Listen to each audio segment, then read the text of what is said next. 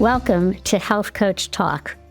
Today, I am so excited to have as my guest my dear friend.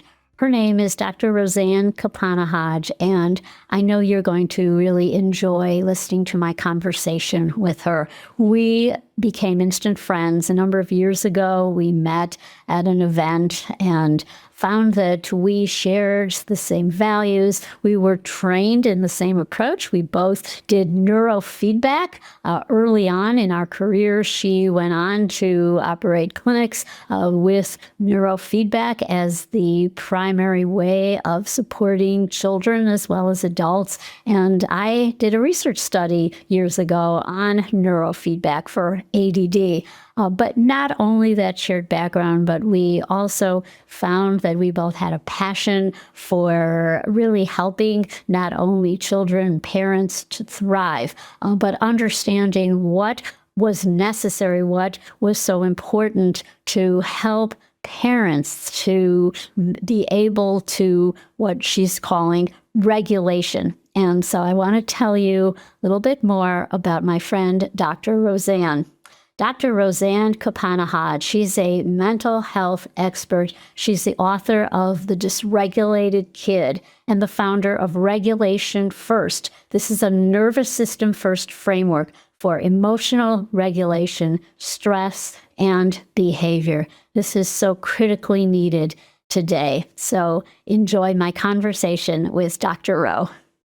Dr. Roseann Capanna-Hodge, welcome to the podcast. Well, thank you, my friend and fellow person, human being who spent their life, really their first career, supporting kids and families. So you know exactly what I do, and we both did it in such a unique way. And so grateful that our paths have crossed as we continue our journey in getting other people to get healthy in many ways. Absolutely. Well, we bonded at a conference and then at many subsequent events because we had a shared background, both trained as psychologists, both focusing on children, and both introducing neurofeedback, which is EEG biofeedback, to the marketplace, and really seeing the benefit of that process, as well as other lifestyle interventions for kids as well as parents. So what we're going to talk about, which I'm so excited, is your new book that is, I think, going to be transformational.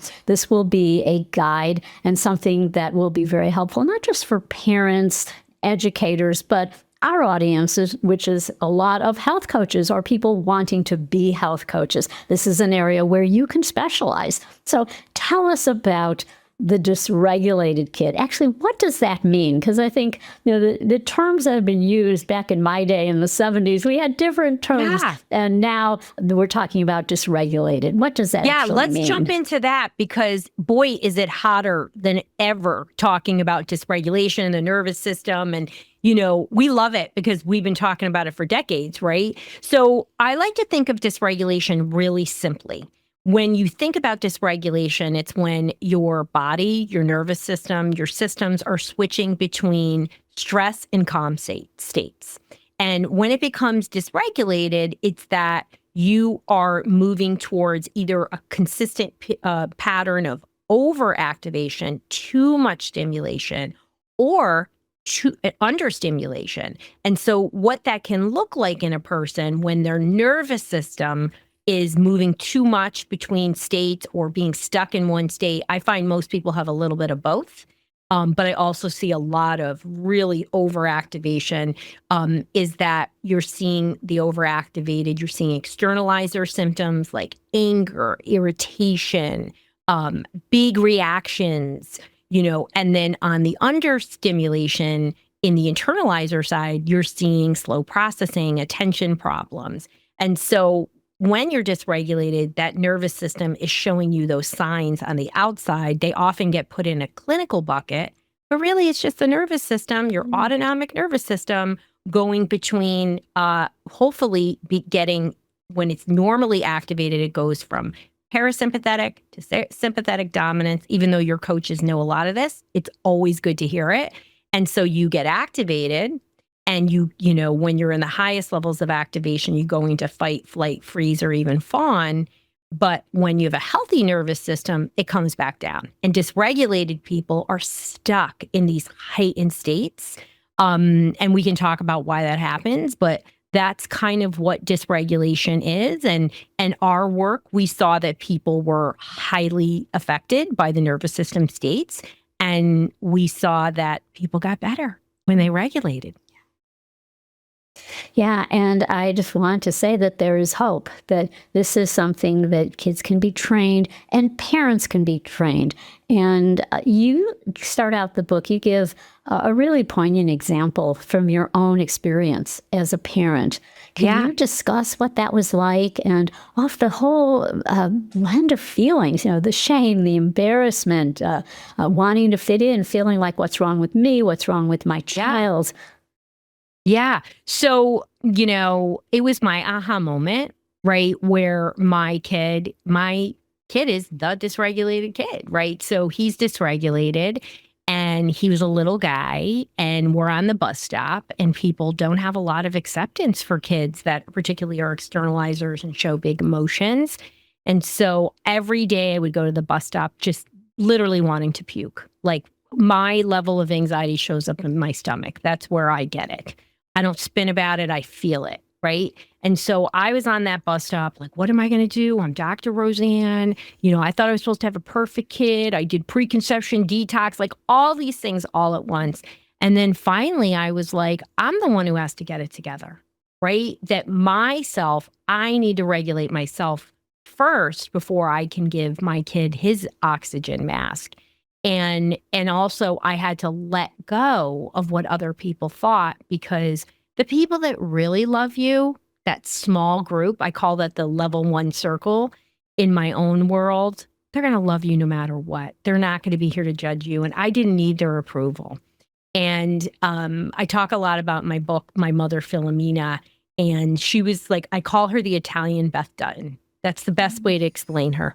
She just was like a force and had not 1 ounce of, she was pure power. She didn't worry about things. She just did things. And she really didn't care about anybody but her immediate family. And I think there's something to be said for that. So I got to that moment and I was like, pull yourself together, Roseann. You can't care what other people think. And did I care what other people think? Ultimately, in the end, you sort of do, but you sort of don't. What was more worrisome to me about was, what was I going to do with my kid? And I realized, he's a kid with PANS and PANDAS. I've been here before talking about PANS and PANDAS. Like, if you have access in the community, please listen to that training. But when we think about kids with PANS and PANDAS, they have an infection or a toxic trigger, and their nervous system is super activated. And that was part of what was going on with my kid.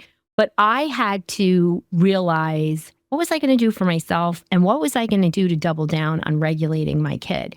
It is not just about him. It was equally about me. And that's really what changed everything for me on a personal level.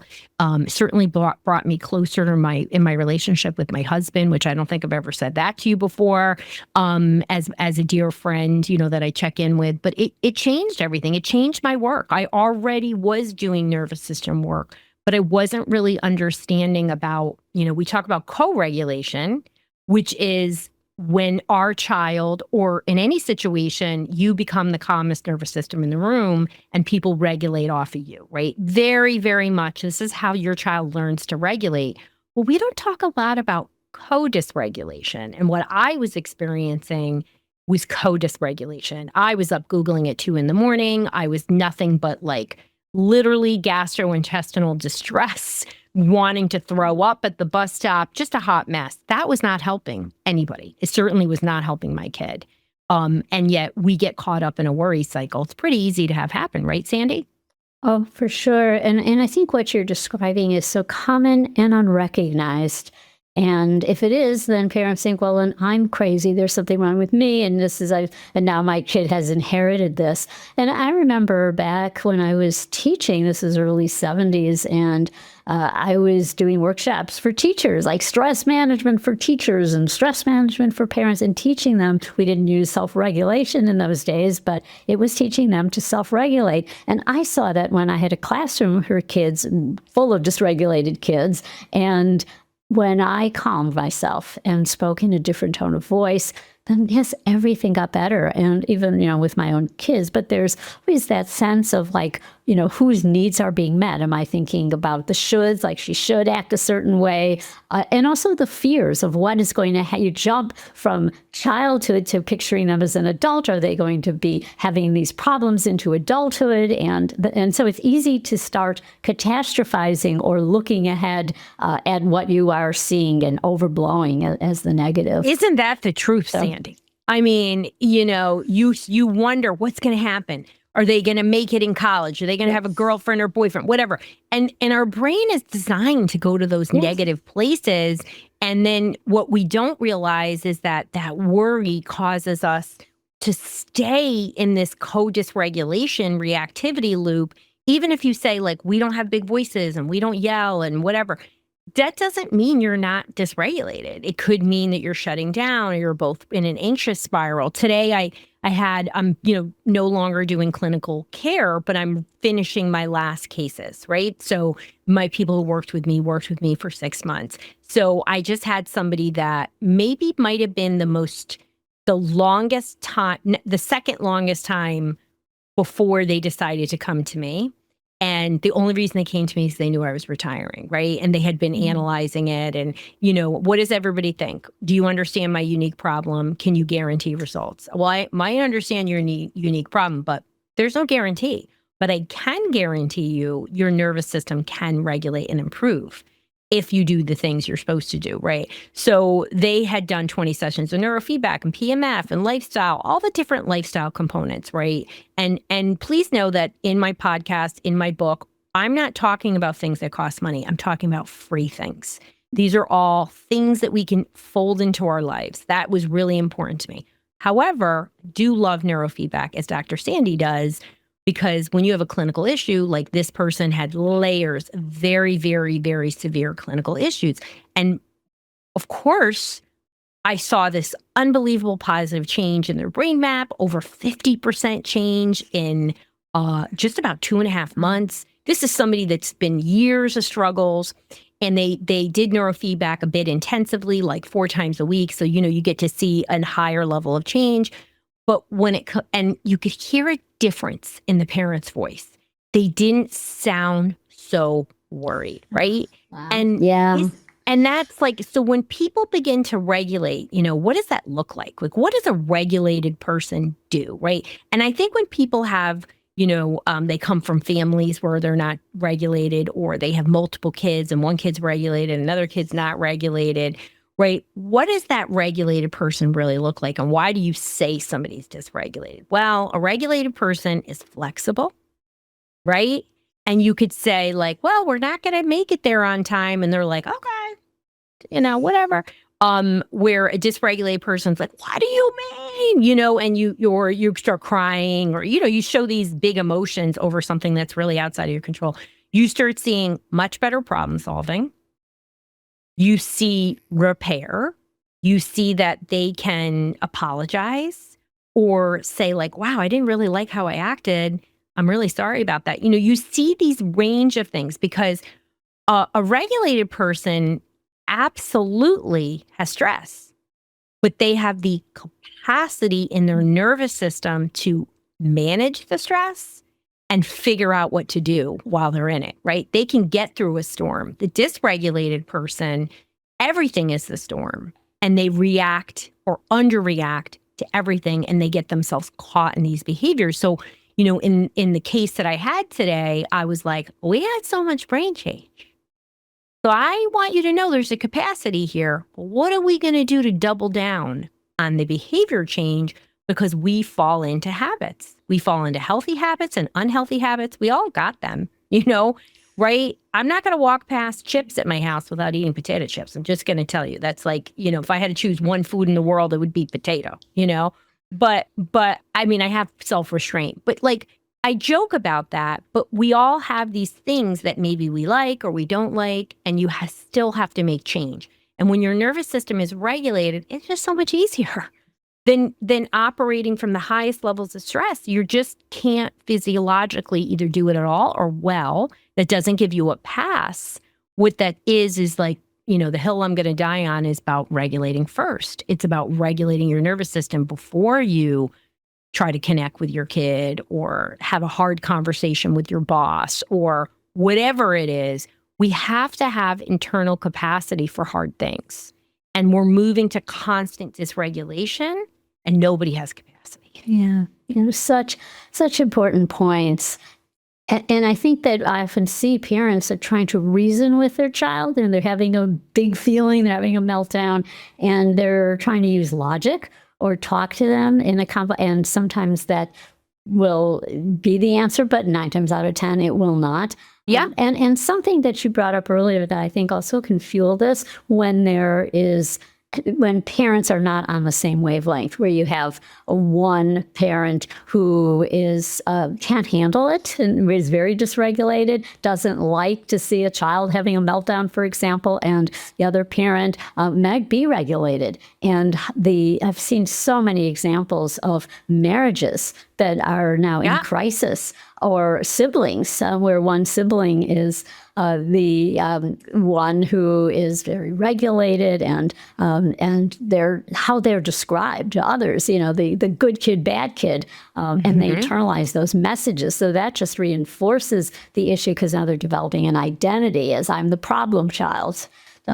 It's so true. Sandi, when you worked with all those parents, right, I would love to hear what you found, but I found that on average, I would say that conservatively 80% of the parents I worked with were not in agreement to what their kids' issues or behaviors were. And then they definitely weren't in agreement, even less, on what to do about it.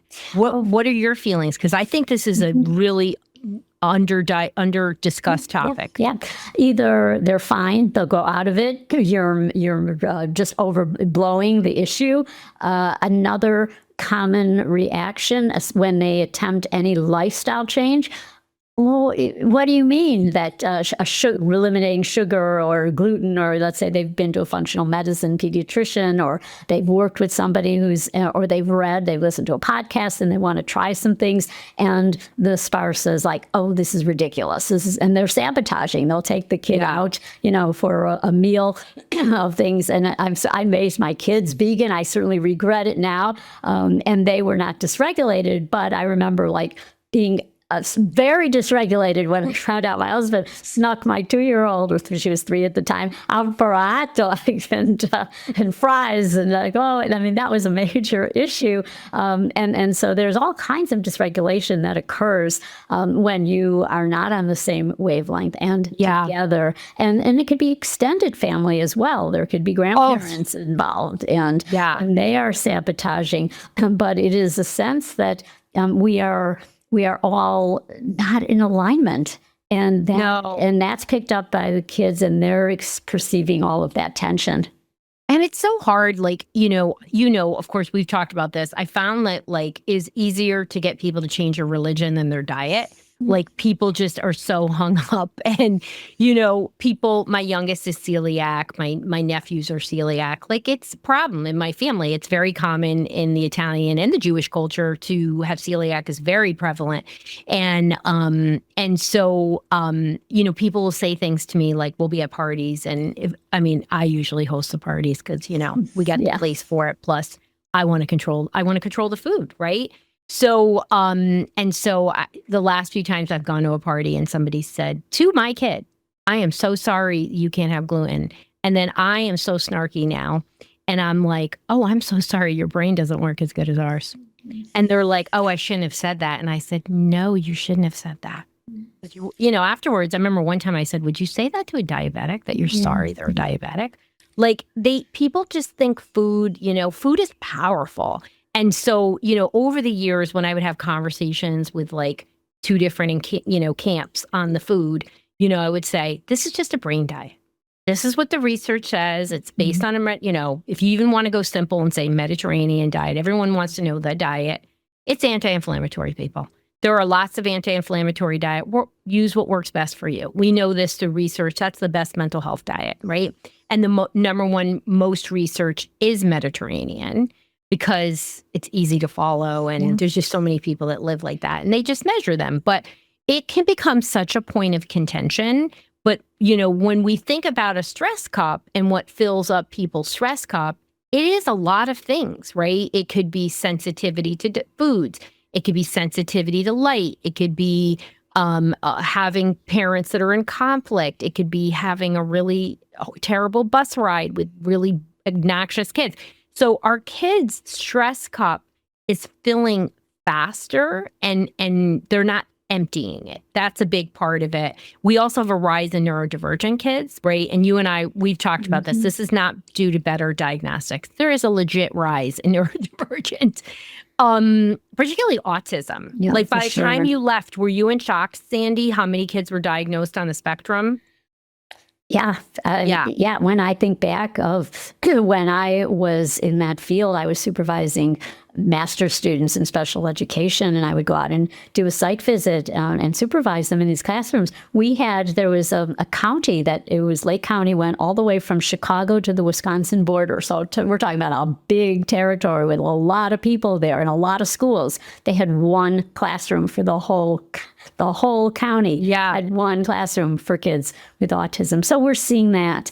And so this dramatic rise in neurodivergence. But what I love about your book is that you don't just present the problem, but you really come up with really reasonable action plan and really focusing on parents becoming regulated first, which I think is just so key. And it's so unique because often we're looking at strategies for kids. I remember working in clinic at Northwestern University in learning disabilities, and we get these like 25-page reports that we had to write for the parents, and it was all about what's wrong with the child and all the things to do for the child, but nothing for the parent. And they want it. The parents are like, Dr. Rowe, tell me what to do. And I'm like, here you go, you know? And some parents, they don't understand. They think, well, if I just work on the kid, everything else will rebalance out. And usually it's just, you know, we know better, we can do better, right? And so, but we don't do enough to give people practical tools. And, you know, I see us in a dysregulation crisis as a society. I think it's even becoming much more global, but I feel like we're ground zero in America. And I feel like certain parts of the country experience it more. I do feel like when you have more vitamin D, I feel like you feel less dysregulated. But, yes. But I think every community, you know, or wherever you are, you could be like, oh yeah, Betty, she's the dysregulated one at my church. You know, like we all know people. And ultimately, what I want people to know is little bits of micro habits that regulate your nervous system actually build up. It's like putting money in the bank, right? You keep putting money in the bank and you're like, look, I've got money. If you keep taking money out, you're going to have a negative. I mean, it's really kind of common sense. And thank you as being an advanced reader in your feedback. You know, I have an action plan for parents, but I actually have an action plan for parents to help their child. So there's two parts to this. And I made it so simple that it doesn't matter if you've had a trauma background. It doesn't matter how dysregulated your kid is. It doesn't matter if your partner agrees with you. It doesn't matter. It's about you and starting with yourself, because the nervous system can't distinguish the kind of stress you're under. Yes, if you're neurodivergent. Yes, if you have a trauma background. It's going to need a little more elbow grease, right? You know, I get that. But we have to let go of that idea that it's not possible, because that keeps us stuck. And we have to start taking little bits of action. And when the nervous system starts to be like, wow, that's what calm is like, that's what feels good to me, it will start wanting more of it. Because the more you dysregulate, the more you're going to dysregulate. The more you regulate, the more you will regulate. That's biology. That's what happens.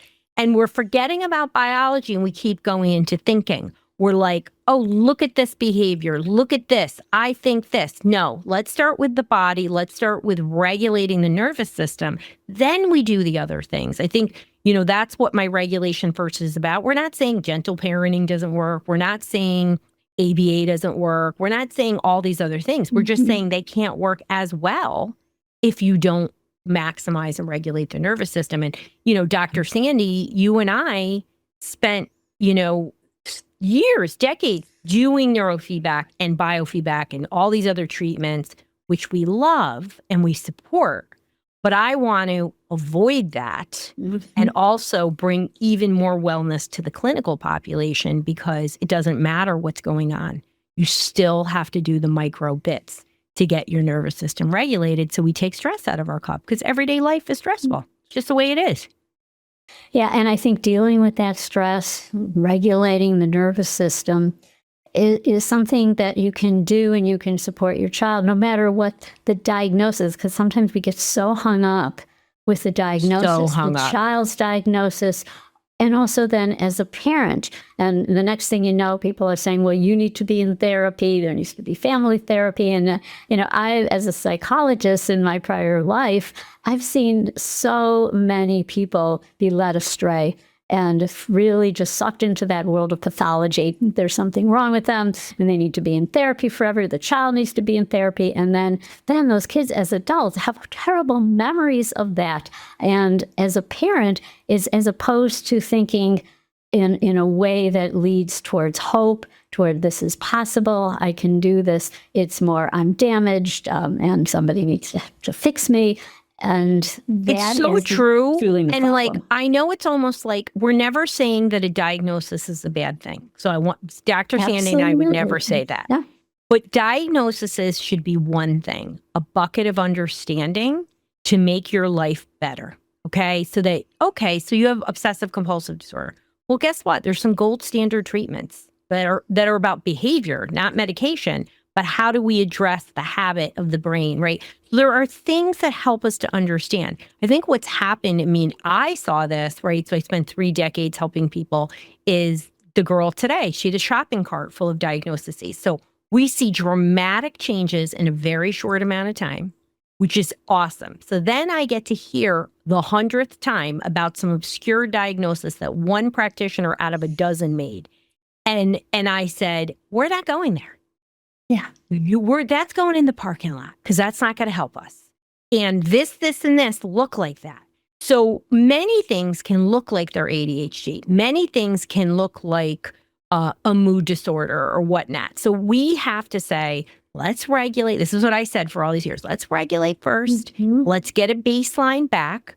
Then we come back and we reassess, because some things don't always pan out. Like, I've had kids where are like, are they autistic? I'm not so sure. Like, they're so dysregulated that it's so hard to tell. So let's calm things down. Then you get appropriate one-on-one testing. But, I know it's become cool to have an ADHD diagnosis. It really is. Like, in the entrepreneur space, like, they're like putting it on like a badge of honor, right? And some of that is because they're content creators and they want more traffic to their content. That's the truth. I don't care what people say about that. But we can't pathologize everything. We should say, what is this behavior? To me, behaviors is just clues. It's telling you the nervous system is overstimulated or understimulated. What do I do then? Right? So we focus on those little micro actions that a parent can take for themselves or their child, and know that your child is watching every single thing that you do. They have like a sonar. And you could say one thing and then they're looking at you. You know what I'm saying? Like, isn't it so true? So true. Absolutely. Yeah. And you see that even more with your grandkids, right? Oh, for sure. Yeah. And the cool thing is that every time you practice what you are describing, step towards regulation, new neural pathways are formed, so that the next time and the time after that, now it's becoming easier and it's becoming more second nature.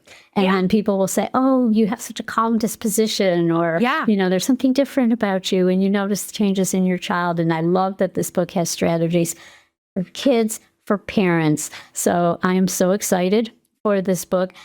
Roseann, tell me, where can people find you? Where can they find the book? Well, they can find me by just going to drroseann.com, DRROSEANN, no E at the end. There's an E in the middle.com. And the book is there. You can just search Dr. Roseann, the word, and it will come right up. You can also search The Dysregulated Kid. It's everywhere, from Amazon to Barnes & Noble to your local bookstore. People are going in and ordering it asking their library to order it, which I love, which is great. But it truly is my antidote to the dysregulation crisis. And I promise you, it's a good read. It's easy.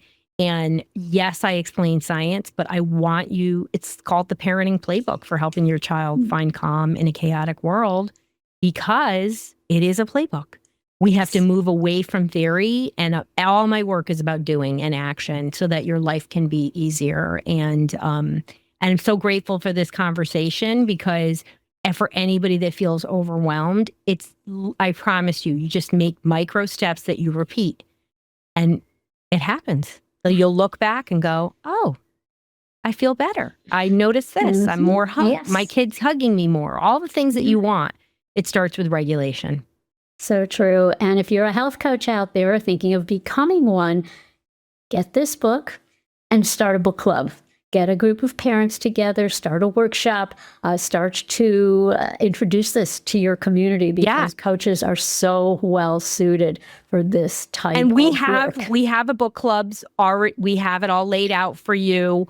And I will be certifying professionals. So in the method to get on the wait list, because everyone's asking, but it's part of what we're doing right now. We are focusing on a very low cost certification for parents so that they can learn this method and feel good about it. But, my information is out there in the world for free. It's on my podcast. My book is, $21.95. So, I wanted to reduce any barrier so that people can get this.